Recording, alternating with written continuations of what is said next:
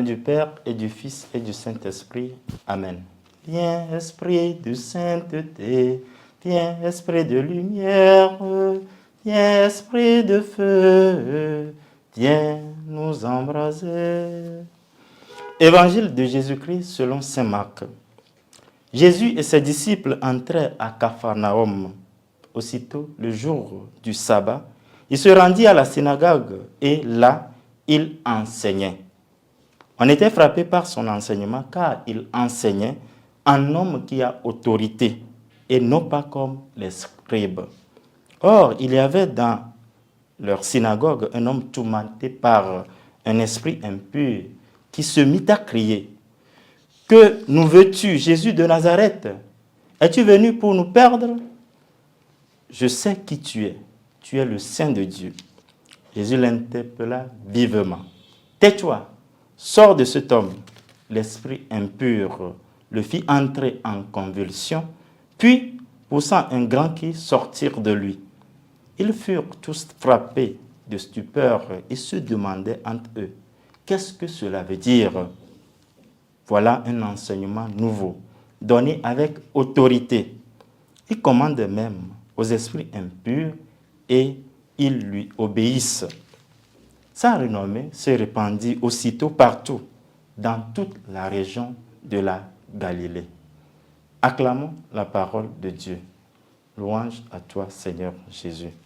Nous sommes au mardi 14 janvier 2025, dans la première semaine du temps ordinaire année C.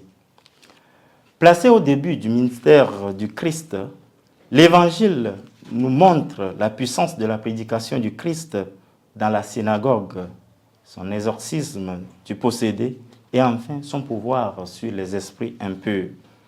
À sa prédication à la synagogue de Capharnaüm, son auditoire s'interroge sur l'autorité et la nouveauté de son enseignement qui dépasse celui des scribes. À la différence des scribes, le Christ se montre comme un grand rhéteur, un grand enseignant qui convainc et persuade son auditeur. Ses paroles sont pleines de vigueur, de vérité, de grâce et touchaient la volonté. Par son enseignement nouveau, son autorité divine, le démon confesse son identité de saint de Dieu, c'est-à-dire du Messie. Imposant le silence, Jésus confirme son pouvoir sur l'esprit malin. Il commande même aux esprits impurs et ils lui obéissent.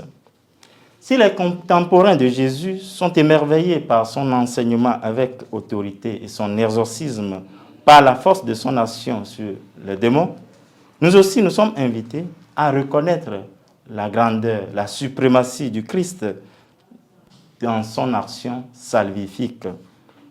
Approchons-nous de lui pour qu'il nous purifie et nous sanctifie par sa parole transformatrice qui redonne vie et étanche notre soif du salut dans l'humilité et dans l'écoute de sa parole véritable. Au nom du Père et du Fils et du Saint-Esprit. Amen.